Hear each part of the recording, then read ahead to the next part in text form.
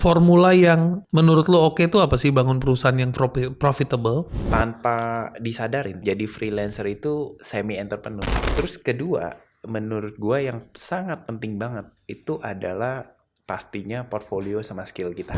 Sama yang terakhir, kita harus punya mindset begini. Semakin banyak klien yang kita bantu, semakin bagus servisnya kita, chances untuk di-refer juga makin tinggi. Mereka melihat apa yang udah terjadi, tapi mereka nggak ngelihat apa yang udah dilewatin. Jangan sampai kita pengen jadi entrepreneur, tapi sampai 20 tahun kita kerja di dalam company terus gitu.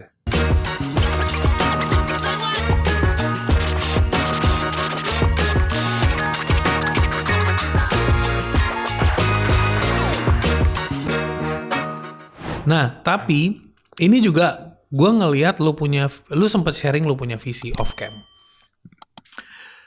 Melihat dengan sekarang challenges bisnis nih kesini challenge-nya makin gokil bro. Banyak sekali company yang lay off, banyak sekali, dan itu gara-gara yang tadi pengeluaran pasti, pemasukan nggak pasti, Betul. ya kan? Nah, gimana caranya kita bikin pengeluaran juga nggak pasti, pemasukannya lebih pasti? Solusinya adalah lebih bagus beberapa projects mengkonversi monthly menjadi project base. Betul? Itu betul banget. Bahkan sebenarnya gue ketemu beberapa klien kita yang tadi dia punya in-house 10 orang. Sekarang in-house-nya cuma 2 orang. Ada 8 orang sisanya dia replace sama freelancer. Oke. Dan gue kan penasaran bro. Gue tanya sama si klien gue itu, kenapa sih lu mau lakukan itu? Apa serta-merta itu cuma untuk cost saving kah? Jadi yang tadi fixed cost jadi variable cost kah? Iya. Surprising, dia jawabnya nggak kayak gitu.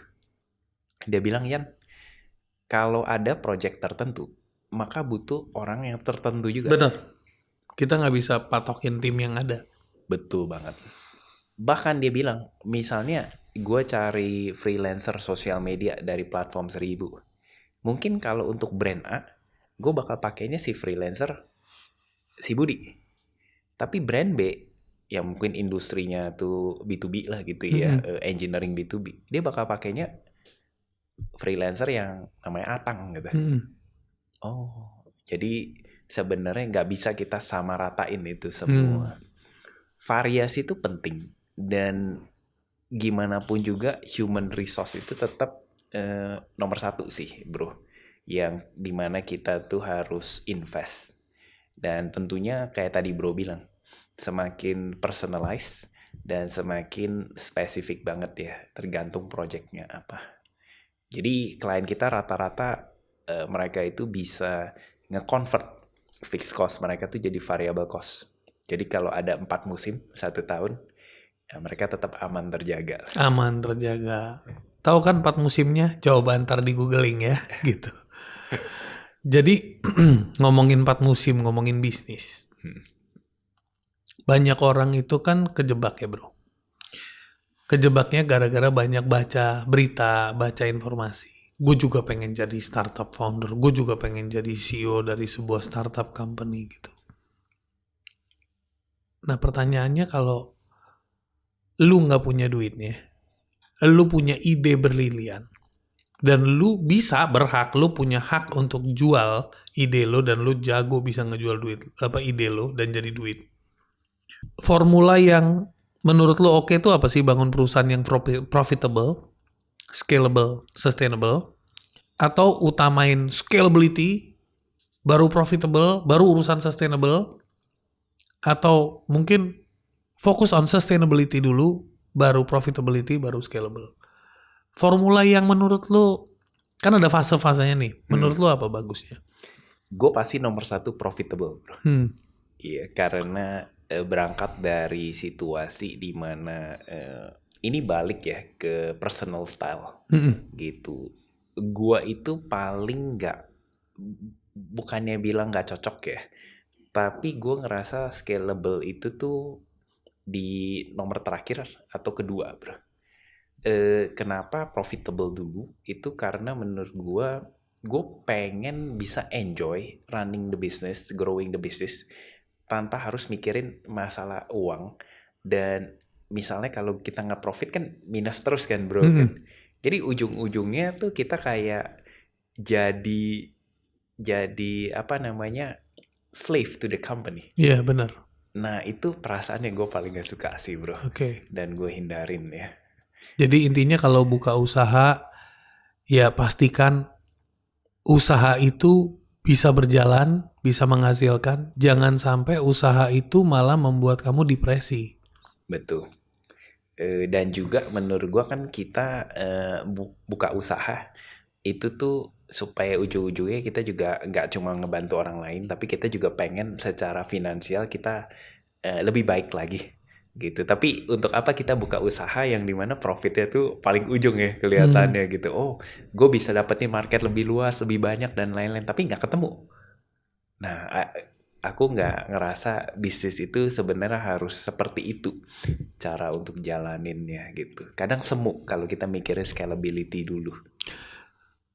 Lu ngomong soal scalability, lu ngomong soal tadi, gue kepikiran satu kata, stability. Lu pernah nggak punya pengalaman lu ngundang nih freelancer yang udah di 1000.com ketemu? Karena gue, ini pertanyaan psikologi sih sebenarnya. Kayaknya orang Indonesia itu kan pada umumnya, gue bisa salah ya bro, tapi pada umumnya itu kejebak sama mentalitas lu jadi pegawai negeri karena terjamin. Fungsinya kan kata-kata terjamin. Ini kata-kata yang terpatri di alam bawah sadar yang banyak orang nggak sadarin gitu. Jadi yang mereka lakukan adalah bekerja untuk dapat salary itu agar mendapatkan jaminan. Tiap tanggal 1 dapat gaji. Benar nggak? Betul. Kalau kita menjadi seorang freelance, itu dengan banyak success story, mengganggu nggak sih bro kalau income-nya tuh jadi variabel? Atau sebenarnya kalau lu udah punya skill, lu nggak perlu takut? Kalau menurut gua, di awal-awal itu lumayan scary. Oke. Ya, ini gua open up ya dan lain. Di awal-awal itu suatu investasi. Oke. Iya. Beda misalnya kalau kita masuk di sebuah company ya, kayak tadi bro bilang PNS mungkin udah terjamin gitu ya. Maka risk managementnya itu bisa dibilang sangat minim. Being a freelancer itu tahun pertama itu tahunnya kita tuh harus siap modal juga. Gitu. Modal untuk apa? Modal untuk hidup 1 tahun ke depan dan siapin portfolio kita. Oke, berarti sarannya kalau orang mau jadi freelancer lebih baik lo kerja dan side hustle-nya jadi freelance dulu lah ya. Lebih baik kayak gitu. Oke. Tanpa disadarin, jadi freelancer itu semi entrepreneur. Semi entrepreneur ya. Betul. Dan kita berdua as a entrepreneur ya kita tahu sendiri ya resiko sama ini ya. Iya. Jadi minimal freelance 30% lah ya. Nggak berat-berat amat. Kalau entrepreneur kan 100% lo terjun jurang gitu kan. Betul. Apalagi kalau kita udah punya tim. Kadang kalau kita freelancer kan sendiri ya. Kalau di 1000 itu fitur-fitur apa yang keren bro? Yang ngebantu customer maupun freelancer? Jadi kita itu pertama-tama ya mungkin fitur yang paling basicnya dulu itu pasti escrow. Ya itu alasan pertama kita di-build. Klien itu mengamankan ya. Mengamankan. Gitu. Iya. Nah kedua itu search engine kita. Di search engine kita udah adapt pakai teknologi yang dimana kalau kita nyari sebuah jasa itu cepat banget dan on spot. Nah fitur yang kita lagi kembangin ada 3 hal yang lumayan keren bro. Pertama tuh hyperlocation. Oke. Maksudnya gimana? Zaman sekarang kita suka ngambil video TikTok dan lain-lain. Kita pasti butuh cari freelancer. Yang dekat-dekat situ, nggak mau lah jauh-jauh, ribet. Betul bro. Ngirim file kadang-kadang upload internet lemot. Betul bro. Nah itu lagi kita kembangin yang hyperlocation. Nah kedua ini kita lagi kembangin juga untuk pakai AI untuk buat brief sama itu akan dipakai di beberapa tempat lagi yang lain. Oke, jadi kalau customernya kagok bikin brief, dia masukin beberapa keywords, nanti dibuatin briefnya Betul. by engine, by AI. Dan kayak tadi kita sempat ngobrol, bukan by assumption lagi, Heeh, bukan by saya kira lagi gitu, bukan feeling gue. bukan feeling gue. Dan ketiga, karena Indonesia itu negara service, ya, itu kedepannya kita bisa ada fitur misalnya lewat yang kontes 1000 kontes desain itu untuk ask the expert. Karena kalau desain yang masuk banyak 50-an kayak tadi bro bilang bingung juga yang mana yang oke. Iya, karena kan kita kadang-kadang either kita maruk pengen banyak pilihan biar merasa duit yang keluar nggak wasted. Betul. Padahal manusia tuh nggak perlu dikasih banyak pilihan, 2-3 pilihan is enough. Exactly. Kadang kita jadi klien, mungkin kita tanyanya teman kita. Tapi teman kita bukan expertnya. Bener. Nah, makanya kita lo tambahin satu fitur lagi expert untuk ngebantu. betul. Karena making the right decision itu penting sih buat klien kita, apalagi yang udah investing. Di tempat lo ada juga nggak sih kayak misalnya kayak mentoring untuk menjadi freelance tuh mindsetnya seperti apa? Apa mindset yang dibutuhkan seorang freelance? Nah, ini pertanyaan bagus. Pertama itu mereka harus tahu bahwa ini bukan shortcut. Ini nggak instant. Karena zaman sekarang bro, banyak banget video yang dimana dikasih lihat income jadi freelancer berapa. Tapi nggak pernah dijabarin bahwa dia dapat income itu setelah 5 tahun bro. Oke, ya ditunjukin aja. Gua sekarang dapat 1 miliar, 100 juta. Tapi nggak dikasih tau ini habis 10 tahun, habis 5 tahun nggak. Nggak pernah. Nah, jadi itu pertama.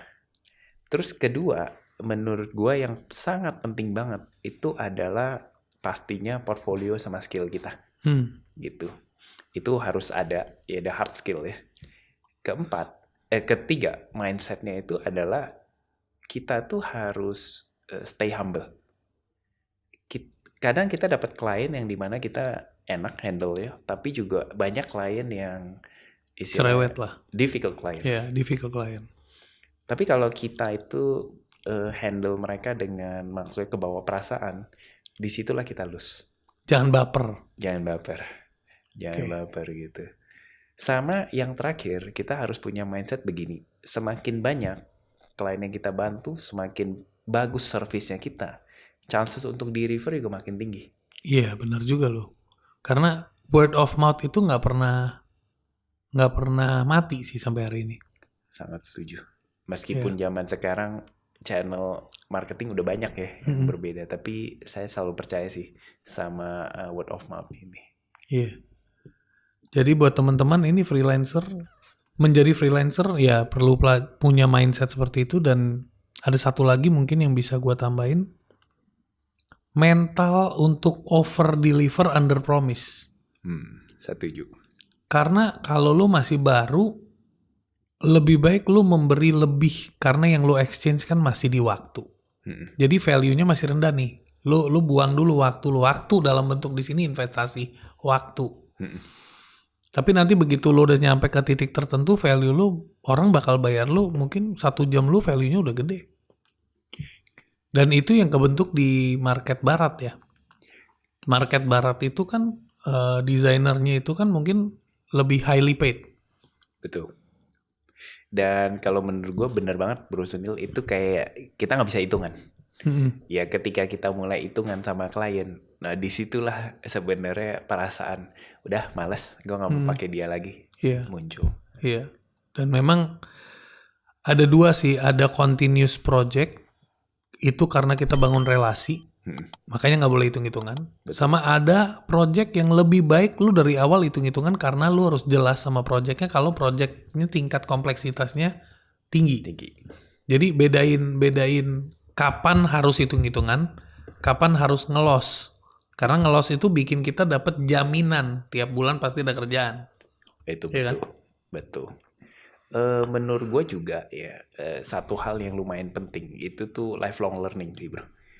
Karena gue juga ngerasa beberapa freelancer kita yang udah income-nya lumayan, tapi gue ngeliat mereka stop growing kan, Iya. stop growing kan. Nah itu bukan di freelancer, even di employee dulu di company gue perhatiin rata-rata 3 tahun. Tahun pertama, tahun kedua, tahun ketiga merasa senior, udah. Jadi jarang sekali menemukan orang yang punya jiwa untuk belajar menjadi lebih baik, menjadi lebih pintar, menjadi lebih tahu, menjadi lebih relevan. Itu jarang sekali dan itu memang downfall-nya orang. Comfort zone itu paling bahaya. Merasa sudah tahu. Betul. Dan itulah benar kayak lu bilang, starting of the downfall. Iya, benar.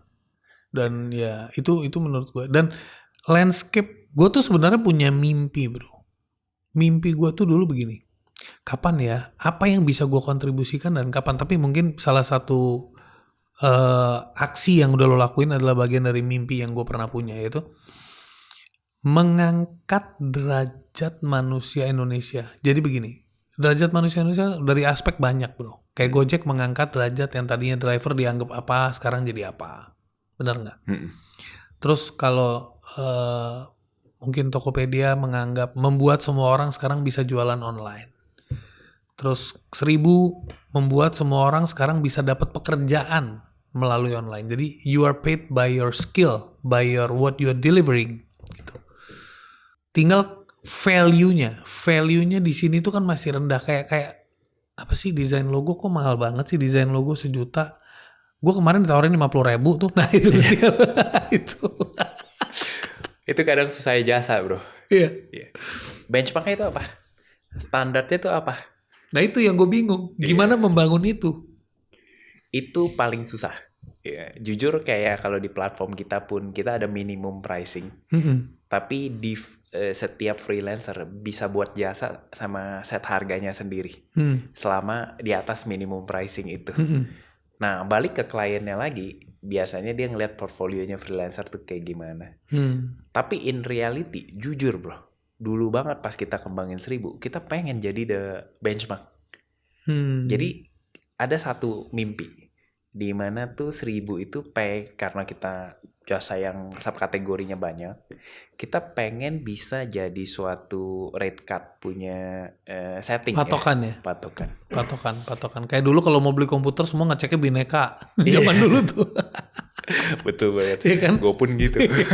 Pokoknya tetap pergi ke Glodok, cuman patokan harganya Bineka. Gitu. Selalu Bineka. Makanya dulu gue sempat ngobrol juga sama ownernya.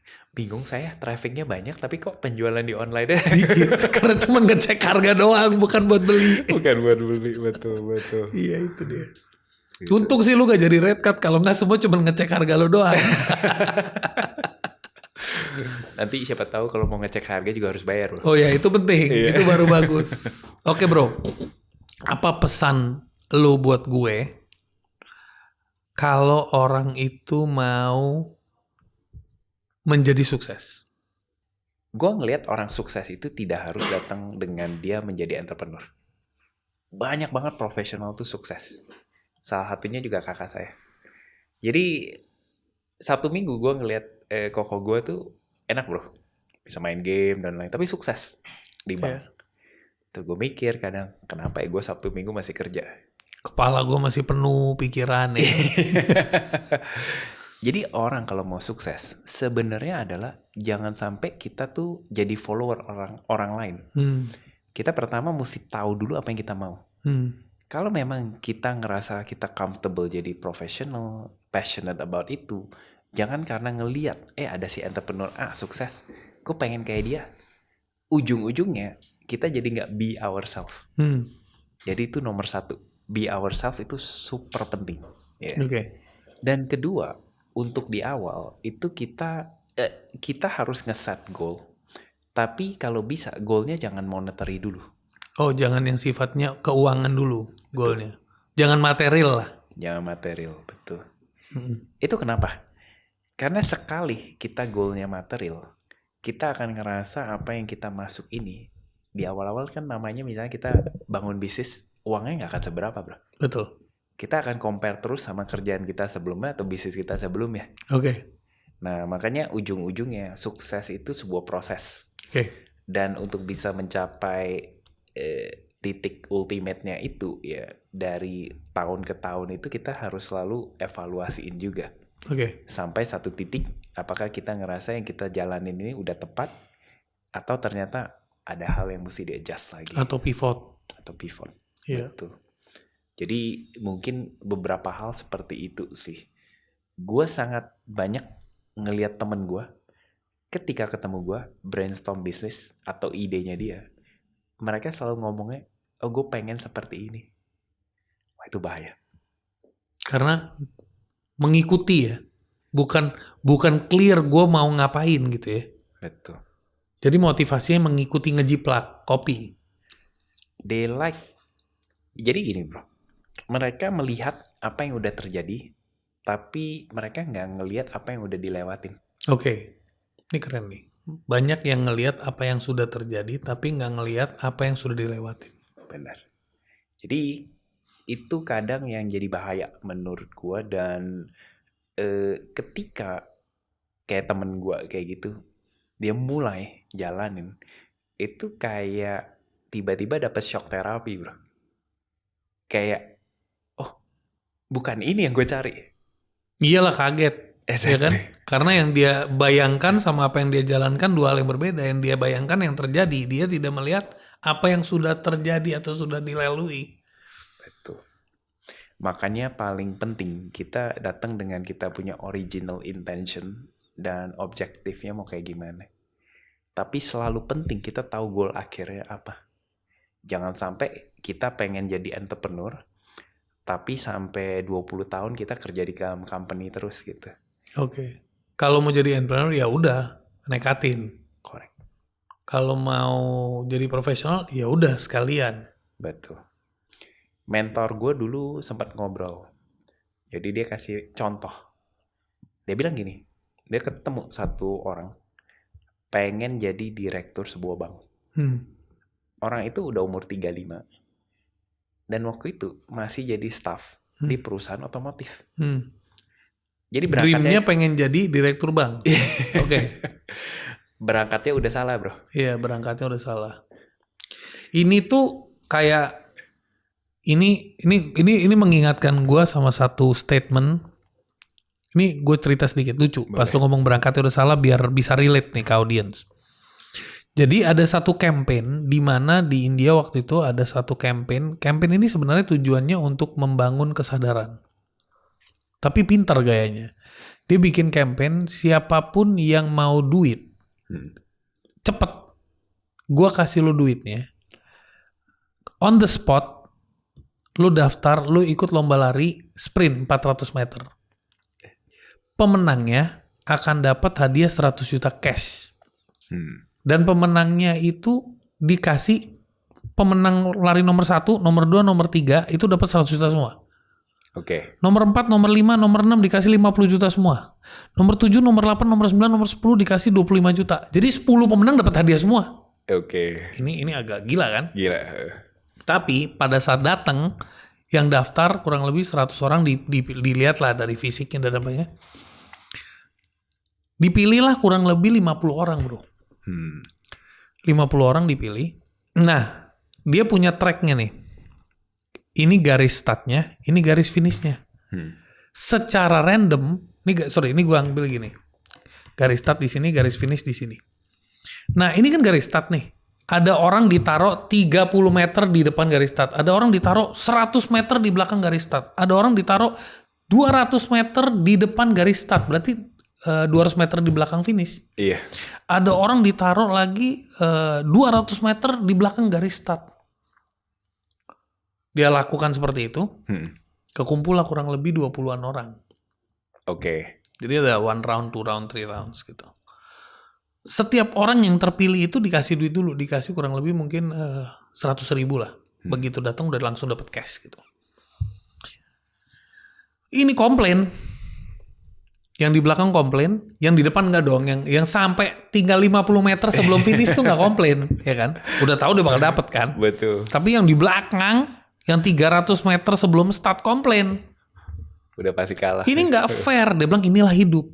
Lu enggak tahu kapan lu itu di posisi starting line. Lu tepat di starting line atau lu itu jauh di belakang starting line, atau lu tepat di dekat finish line, atau lu jauh di belakang finish line.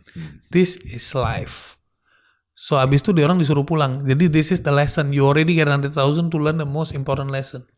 Kita harus tahu kita tuh sebenarnya kayak tadi lu ngomong. Dia umur 35, tapi dia punya mimpi pengen jadi direktur bank. Jadi kalau secara logika itu udah wrong dream, wrong timing, wrong target. Itu tepat banget, bro. Iya kan? Betul. Kadang lucu, kita tuh gak sadar hal tersebut. Jadi kalau kita gak sadar, bisa jadi kita udah kerja di satu company 10 tahun. Tapi sebenarnya kita gak kerja 10 tahun, bro. Kita tuh kerja 1 tahun tapi diulang 10 kali. Iya. Ini bener. Kerja 1 tahun diulang 10 kali. Siapa yang merasa begitu? Komen ya. Dan banyak banget yang lewatin itu, bro. Oblivious, gak sadar. Gitu. Makanya kadang bahaya kalau misalnya kita tuh gak pernah kita ngobrolin tentang career path kita sama orang lain, apa yang kita mau to the future dan lain-lain. Kita bakal kejebak di dalam lingkaran setan ini. Bahkan kita gak tahu kita kejebak di dalam ya. Moto lu tuh apa? Kalau bagi gue ya, personal growth itu penting banget gitu. Dan kalau kita grow, kedepannya moto gue itu adalah pengen definitely bantu orang lebih banyak lagi. Kalau lewat 1.000 lewat unemployment ini. Tapi guanya sendiri harus grow. Kalau gue bantu banyak orang, gue nggak grow. Ada something wrong. Ada something wrong. Betul. Betul. Jadi, freelancer adalah profesi. Nggak usah malu jadi freelancer. 1.000 tempat untuk lo daftarin menjadi freelancer. Dan mulai dapetin pundi-pundi lo. Tapi ingat, mindset freelancer tadi udah dibahas. Kedua, jadi pribadi yang selalu mengutamakan personal growth. Baru bisa membantu orang lain grow. Thank you, Ryan. Thank you so much, Bro Sunil.